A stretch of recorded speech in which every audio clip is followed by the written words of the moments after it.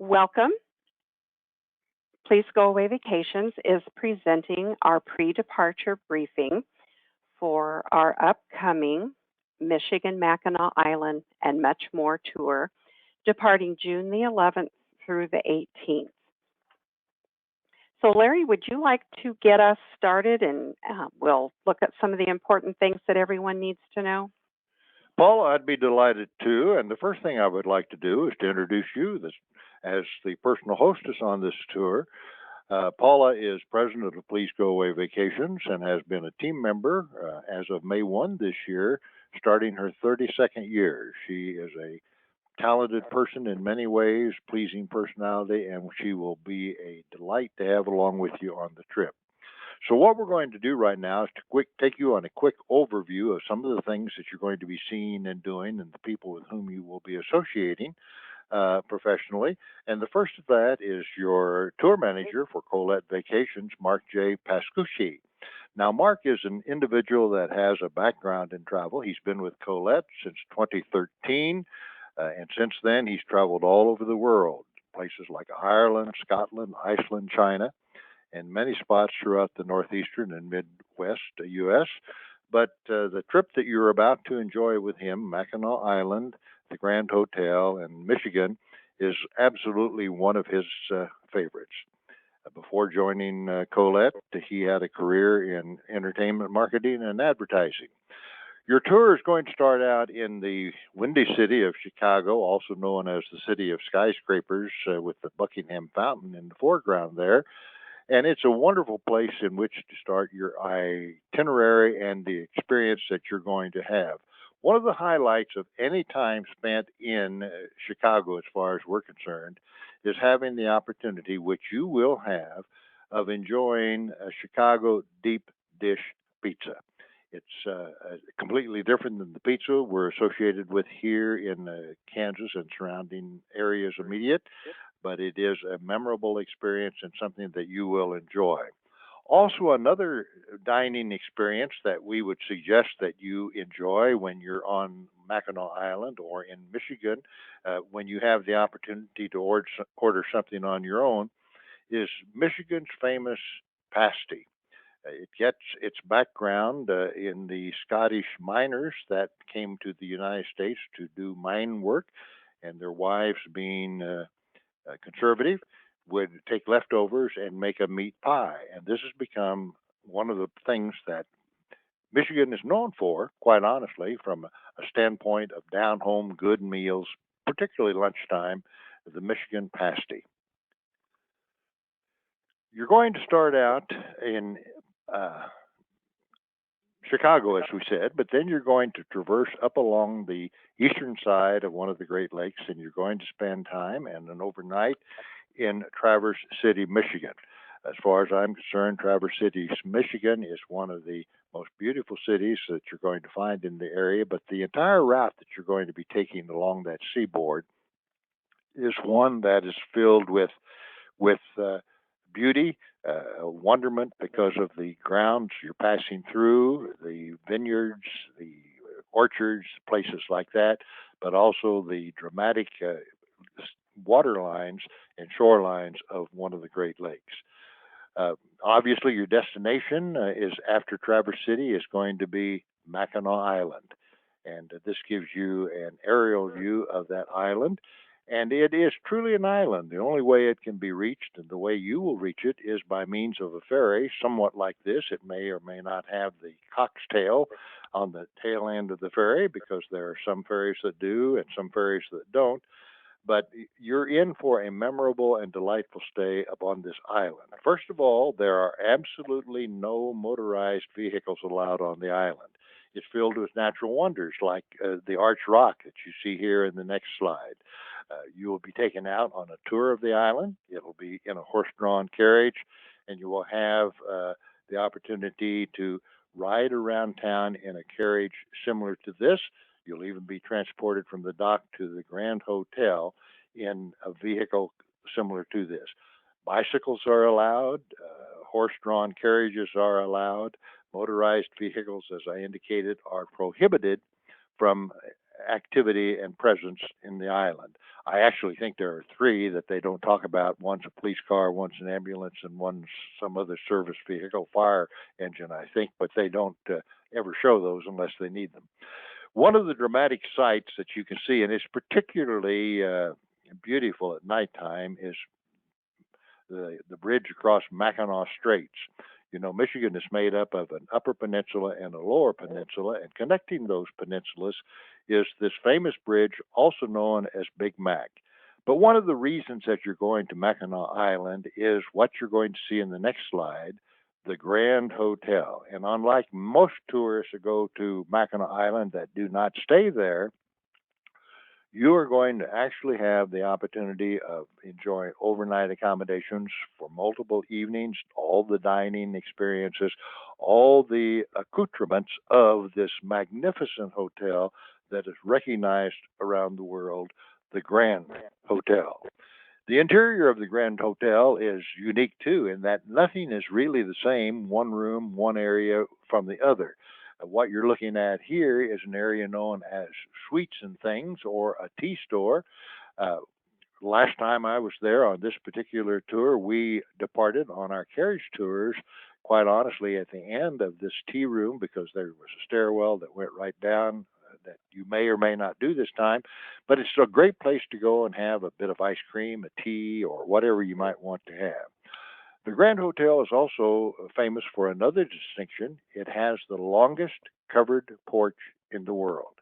And I know that every one of you will be tempted to take advantage of those rocking chairs that line this world's longest covered porch and look out over the famous Mackinac Straits. It's indescribable. It's something that has to be experienced, but it will be a memory that you will keep in your mind's eye forever. Uh, the interior also that you will be enjoying will feature the grand dining room, and the meals there are outstanding. You have choices from which you can choose, and we would mention to you that as you enter the dining room, there is no fixed seating for our entire group, so that if you want to be sitting with somebody, it's advisable that you be in line with that person as you enter. It's very expeditious. It's a huge dining room, but you will have no problems, and you will not be overcome by any problems associated with the size of the dining room. The Grand Hotel does have a rather unique characteristic that they strictly enforce, and we would be amiss if we did not tell you about it. And that is that at 6:30, the attire and the atmosphere of the Grand Hotel uh, changes. The evening uh, is a required situation where evening attire and dress guide must be followed. Uh, If you don't, you will not have access to the various places of the areas of the hotel. And it's really not difficult to follow so long as you know ahead of time that you take the appropriate uh, clothing. So for ladies, that's skirts, blouses, dress sweaters, and dress slacks. And for gentlemen, coats are required, a suit coat, necktie, dress pants, and absolutely no denim or shorts after 6:30. So be aware, be advised, and you will have absolutely nothing but pure enjoyment at the Grand Hotel. It is a grand experience. But you're going to have to leave the Grand Hotel, and you're going to have to travel through central Michigan to complete your overview of your experiences that you're going to do. And you're going to be stopping in Little Bavaria, or a city known as Frankenmuth. And it's also an area that is home to the world's largest Christmas store. Bronner's. You will want to go in there, and it literally has Christmas memorabilia and decorations from around the world that you can enjoy, that you can buy. And I need to tell you that less than one half block away, still on the grounds of this Christmas store, is something that I recommend personally that you take the opportunity of viewing. It is an exact replica of the chapel from the Alpine area of Europe in which Silent Night was first performed on a guitar. It was written as a poem originally. It was put to music by a Catholic priest and one of his friends, and was performed on Christmas Eve, a silent night, for the first time in that chapel. And the exact replica of that chapel is on the grounds of Bronner's Christmas Farm. Another place that you're going to enjoy and have the experience, particularly as a featured bonus, one of the featured bonus, we have multiple of them for you on this tour because a Please Go Away Vacations feature tour always has features bonuses. And one of them will be the experience of the Bavarian Inn. Now, what we talk about experience is the next slide, which is the dining room. You will be enjoying a multi-course, all-inclusive family Bavarian dinner. And it is unusual, and I guarantee that you don't want to have a big lunch because you're going to have a big evening meal when you do that.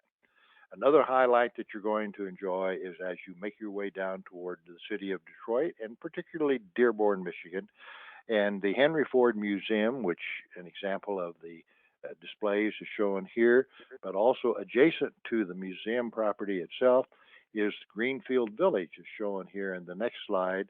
And you will want to spend time going through Greenfield Village. You can either ride it in an omnibus like this, or you can walk around. And interestingly enough, the original laboratory of Thomas Edison has been relocated there. The original factory of the Ford Motor Company has been relocated there, as have many other historic buildings and structures and things of this. So you'll fly home after your experience in that area. And Paula, that gives them a great and I think brief overview of what you're going to be enjoying, but they're probably more interested right now in the nuts and bolts and the travel documentation that's necessary on this tour. So let me turn it back to you, Paula. Talk about the facts of this tour. Okay, thank you, Larry. We had hoped to have documents in your hands by the time that you received this presentation of information, but as you can imagine, with all of the COVID that's been in the news and requiring changes by the CDC to be sure that everything was perfectly up to date, the documents are coming very soon, but we do not have those at this time so that they are up to date. Colette did share with us some information that we'll share with you, and most of this has already been shared, but we'll kind of go over and recap some of it so that if you have any questions, you can give us a call.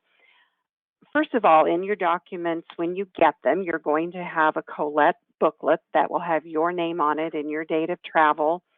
If you have a traveling companion, you each get one, but it shows who your companion is. In this booklet, you're going to find lots of important information. So when you get these, we do always recommend that you read it from cover to cover.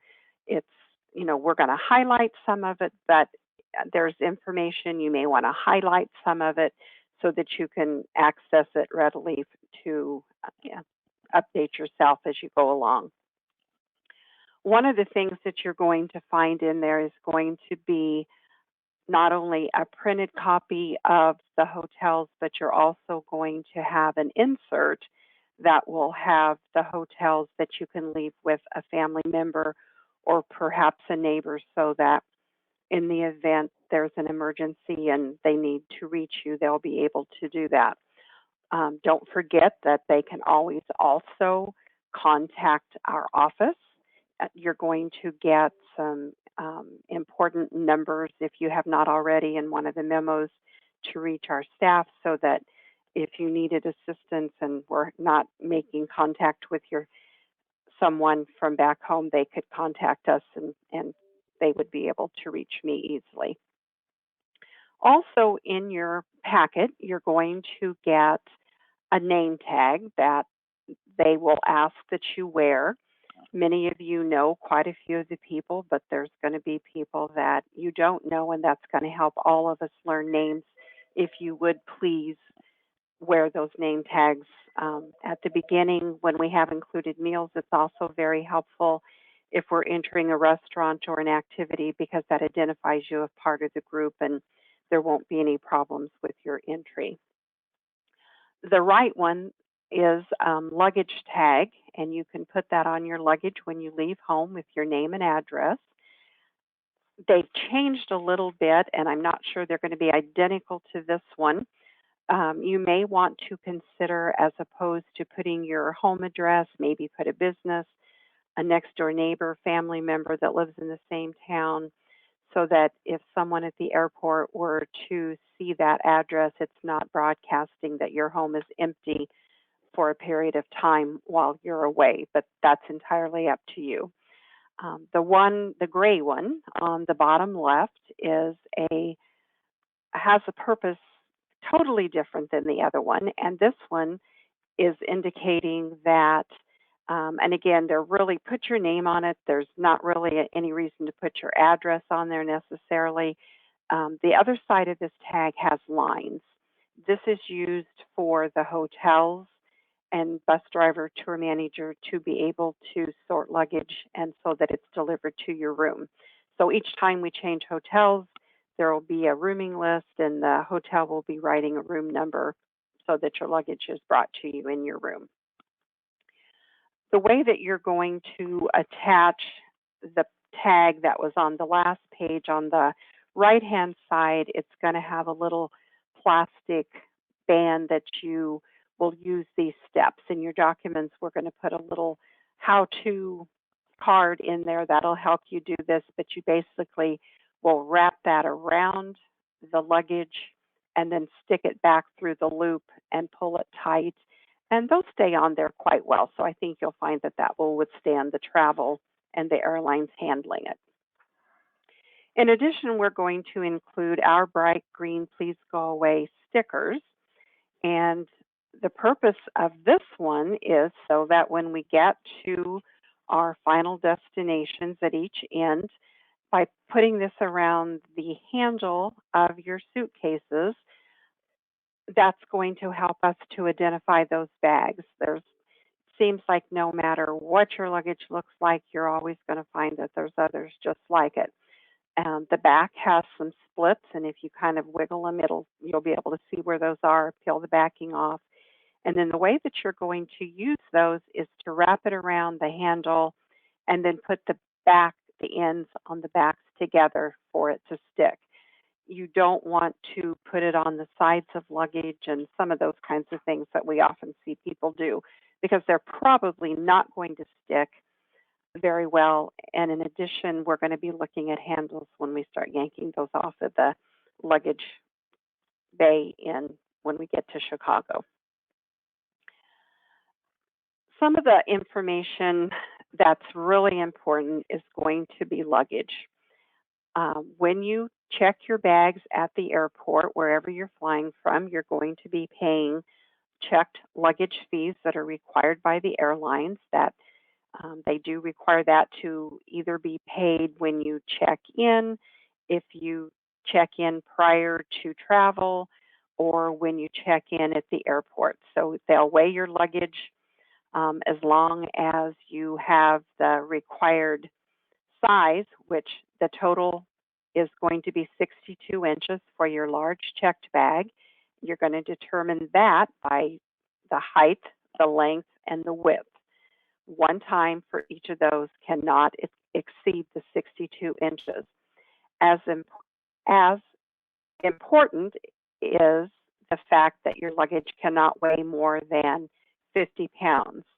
So in the event that your suitcase is larger or weighs over 50 pounds, the airline will charge you excess baggage fees. I have traveled with people who were like a pound and a half over, and they paid almost $100 each direction to check that bag. So it is a good idea to be aware of kind of what your bag is weighing. I will have with me on tour a luggage scale. So towards the end of the tour, if you've done a lot of shopping and you've put more things into your large piece of luggage, if you let me know, I'd be more than happy to come by and weigh it or let you borrow the scale to do that. Here's some examples of some luggage, and the big one is the largest allowable by the airline without paying fees. And also notice on all of these the green sticker, how that's wrapped around that top handle so that it's easily identified. The middle one is a carry-on bag that will go in the overhead of most airlines so that you could take that as a carry-on if you needed to. The smaller one is another carry-on that would certainly suffice, and you would want to put medicines and things of that nature. You don't ever want to check that, so you want to have that in a carry-on. And it's always a good idea when you're getting your luggage, even for that smaller bag on the previous slide, if you can get one that has rollers. There's some really nice small carry-on bags that have rollers nowadays that are really very handy and saves when you're going through airports having to carry something that's a little heavy. In the daytime, a lot of people, when you're out all day and you want to have some sunscreen, maybe an umbrella, medications, or anything that you're going to need during the day when you're out, like to have a smaller bag, such as a backpack. When you're not needing it, you can easily tuck it into the overhead of a bus because the carry-ons we looked at on the other slide will not go in the overhead of a bus. And if the driver sets it down underneath, you would not have access to it throughout the daytime. So I sometimes will have a smaller bag or backpack such as this in the side pocket of my large suitcase, and that I can easily pull that out for a day that we're away from the hotel and I'm going to be needing some things that perhaps are in it. You could put your credit card, your important papers, or some things of that nature in the little zipper bag, have that tucked way down in the bottom of the backpack, and you're good to go for the day. Another important thing for airlines is that you need to remember the 311 rule, and that's each person is allowed in their carry-on bag to have small containers that are 3 ounces or less of liquids and gels. Each person is allowed a 1 quart bag of the 3 ounce containers. So one person, 1 quart of 3 ounce containers of liquids and gels. If you go over that, the airline will take those away from you. So if you've got a toothpaste or something of that nature that's a 5 ounce container, but you have made your mind up that it's half full or half empty, they go by the size of the container and not by what you think is left in that tube. So be sure you kind of keep that in mind so that you don't have anything taken away from you.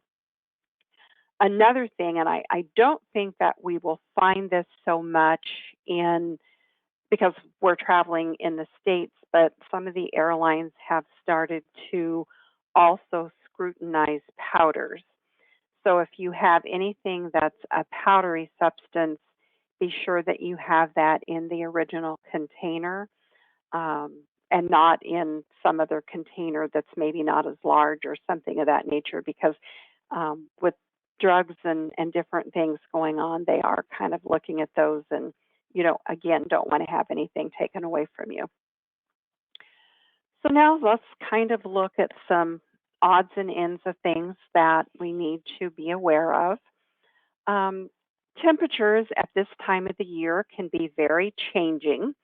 So we do suggest that you be sure and have light jackets with you, umbrellas with you, because as we're traveling around the Great Lakes, it's very common, and especially in the Mackinac Island area, um, rains will come up and have some showers. So I think you're going to want to either have a hood or a hat or an umbrella that's quite handy that you could have access to if a shower comes up while we're out.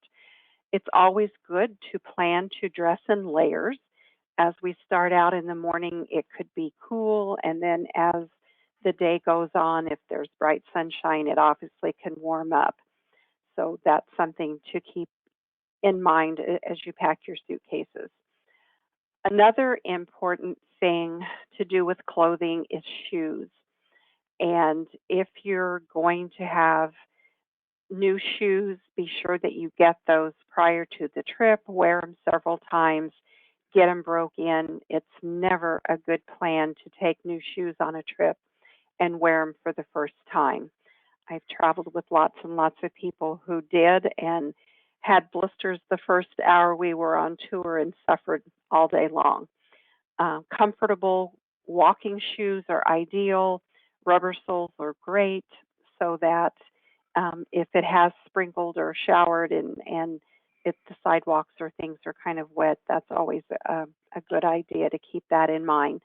Um, Flip flops are not good when you're touring and doing some walking. It's easily that to trip or twist an ankle, and those are all things that we want to try to avoid. The time when we travel will still be Central Time when we arrive in Chicago, but as we cross into Michigan, we're going to find that we're going to be on Eastern Time. We'll remind you of that when it happens. Our tour manager with Colette, I'm sure, will as well, but do kind of keep that in mind as we're traveling. We're finding that these days that there's a lot of people who are doing sleep apnea machines, and we want to just remind you that it's good to bring along an extension cord. When you're in hotels, the plug-ins to plug those in are not always handy and often won't reach from wherever they are to the bed. So be sure that you do pack that. You might also, if you have one and have not let us know, if you could tell us, we can also try to contact a hotel, and many hotels will provide the necessary distilled water so that that's in the rooms when you check in. So you might let us know about that if you have not already. Obviously, the guy with all of his luggage, he has way too much luggage. You're going to not want to take that much luggage, and because you're going to be paying the airline a fortune. When you're on a tour such as this, and it's true of all tour companies, you are allowed one large bag per person that is included the luggage handling in and out of each of the hotels that has been included in your tour cost. In the event that you were to take a second large bag that you would have handled, um, the hotel will be charging you whatever their appropriate fee is, and that's normally anywhere from $4 to $5. Sometimes it's round trip, depending on how large the hotel is. Sometimes it's each direction. So you do need to plan to travel with just one bag that you're going to have handled for you. Your carry-on bag, you do need to pack and have it at a weight that you're able to carry it because it's a carry-on bag and it will be necessary that you handle your carry-on bag yourself.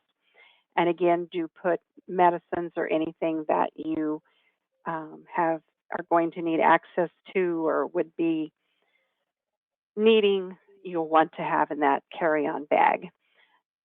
It's often suggested that if you're traveling with a close friend or a spouse, that you each put a outfit in the other one's luggage so that in the event that a piece of luggage is delayed arriving, you would at least have a change of clothes until your luggage caught up with you.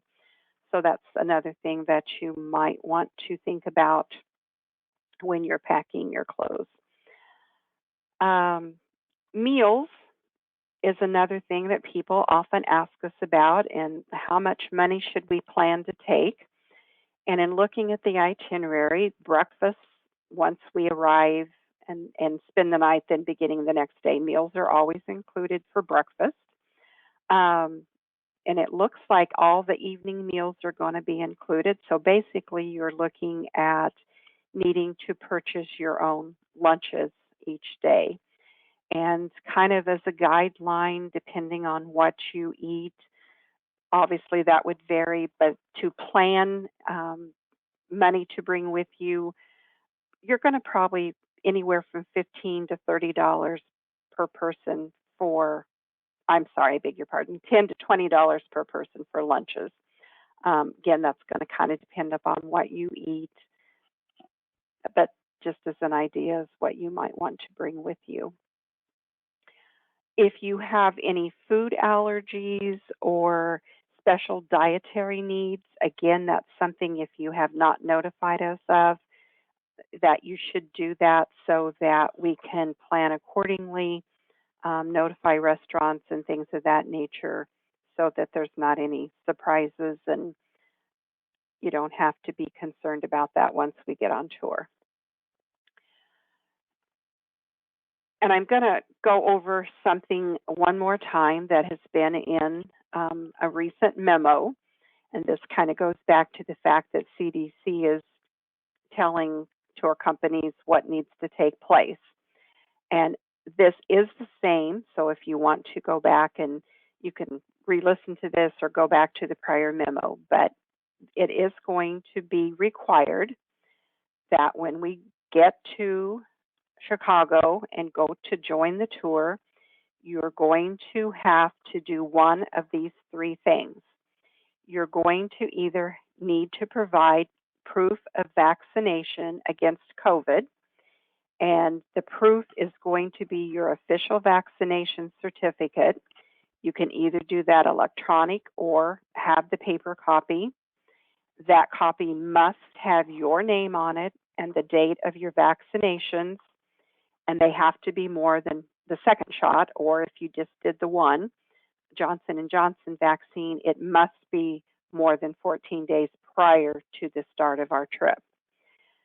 If you have not been vaccinated or will not have met those requirements, you can then provide proof of recovery from COVID-19, and this would include both a copy of a positive test result that was dated within 3 months prior to the end of our tour, and also written documentation from your healthcare provider that you have been cleared to end quarantine. Again, this written documentation must include your name and the date of your positive test. The third proof is proof of a negative COVID-19 test that would be a verifiable negative FDA-approved diagnostic COVID test, again, electronic or paper. It must show the date and time of the test, and it must have been taken within 72 hours of the start date of our tour. And so, again, that's probably one of the most important things other than your dress clothes, so we can be sure and eat at the Grand Hotel. All that's going to be very important. I always like to notify my credit card company when I'm going to be away from home on a tour such as this. I know that most of them require it when you're traveling internationally, but I also have gone to make some charges in New York or somewhere that is not out of the country, and I've had them contact my husband and say, is this a true charge that's trying to go through? So I like to be safe rather than sorry, and it's very easy nowadays for most credit card companies. You can actually just go online and fill out a travel questionnaire and make them aware that you're going to be traveling. Same perhaps for your debit card. As opposed to carrying a large amount of cash, we do recommend that you use credit cards whenever possible, if that's something that you often do. And again, it's also not good to have all of your finances in one form of payment, meaning you don't want to plan to spend all cash. You don't want to plan to use just your credit card. Maybe have a couple or three options so that if you had your wallet stolen and lost your cash, or your credit card doesn't accept a charge or is stolen or something, you do have some backup ways to take care of your needs. We do have people flying from various air cities. We have Wichita, Kansas City, Dallas, Phoenix, and the 4 different options will be arriving at various times.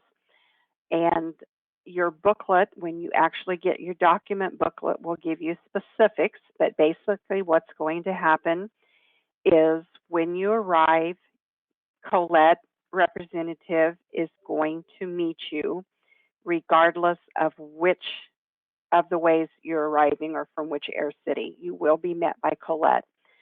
Um, there are a couple of instances where people are arriving and they're the only ones from that air city. So it may not be Mark that we showed you his picture at the beginning. It could be another Colette representative. But specifics as to where that person will meet you will be in your booklet. And we will even plan to call a few days ahead or call us at any time and we'll visit with you.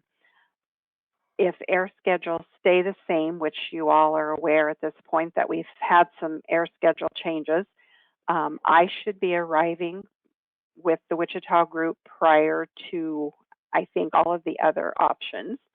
And they will take us on to the hotel. And then I will plan to make contact with you shortly after the time that you would be arriving. You will also have emergency numbers. So if you run into a problem or when you land, if you want to contact me, you will have sufficient phone numbers to make contact to get assistance should you need that. Be sure that you take the form of identification that matches the name that was listed on a memo some time back. We reviewed all the names, and it is important that names match that. So if you gave us a driver's license number, name, that's what you should plan to travel with. If you provided us with your name as it appears on your passport, although a passport is not required on this trip, we're not going into Canada or anything, but if that's the name you gave us, that is the form of identification that you need to plan to provide to the airline when you go to check in. Another thing that if you have not requested, Colette does a good job if persons have different names, different last names, they normally automatically will assign a room that has 2 beds. If you are traveling with a spouse or someone of the same name, and we're not aware of the situation, we have a father-son that are traveling, so we've already requested 2 beds. But if a husband and wife would prefer to have 2 beds, you might also let us know that so that we can contact hotels ahead and have that already requested for you. It's not 100% guarantee, but we'll certainly do what we can to make sure that that happens. So Larry, anything you can think of that I have skipped over? Paula, I think it's been very thorough. I would urge people, as the next slide will show whenever you're ready to go there, questions are always welcome at any time, and the people asking the questions will always be promptly served by one of our team members. And we want questions to be asked at any time. Another thing I'd like to point out is that I did introduce, by virtue of his picture, your Colette tour manager, Mark Pascucci, and you indicated it in passing, but I want to emphasize that you have been in rather constant contact with Mark relative to this trip that he's going to be the tour manager on for us, because he has been on other tours to Mackinac Island this season. and that picture that was on the screen was actually taken of him lounging in the lobby of the Grand Hotel on a trip that was concluded just about a week ago. So Colette is totally aware of any of the requirements, and the information that will be distributed to you will be not secondhand or third hand, but will be first hand based upon Colette operating and tours successfully and safely, and with individuals such as Mark being present to report firsthand uh, the things that are necessary. So you're going to be in good hands with Paula, certainly in good hands with Colette, and particularly with Mark as well. So I just wanted to point that out, and that's all that I have, Paula. Okay, and kind of continuing on with Mark, um, the fact that he just returned, like you said, but he also, when he got off the tour, immediately called our office on Monday and just kind of visited about what they were finding. And as we have kind of been looking at regularly, we've watched as things have opened back up for the things that a few things that were closed, that it does appear, at least at this time, barring anything new developing, which we don't anticipate, they found that everything was open. They really did not have any difficulties. So, Ford Museum, Greenfield Village, and everything of that nature are open. It may be that we still will need to wear masks. That's kind of letting up some, and we don't go for 3 more weeks, so we'll just kind of play that by ear. I think you will all need to plan to wear masks from the time you enter the airports until you leave the airport, perhaps in some of the hotels and public places. But a lot happens in a day, and certainly all those kinds of things can change by the time we go in 3 weeks. So watch for updates. And as Larry said, please don't hesitate to contact us if you have any questions whatsoever. You can always call us at 1-800-362-9347 or email us if it's other than office hours or on a weekend, answers at travelpleasegoaway.com. So again, thank you. I look forward to meeting those of you that I don't know and traveling with you and seeing all my old friends again. I'm anxious to get back to traveling. Thank you.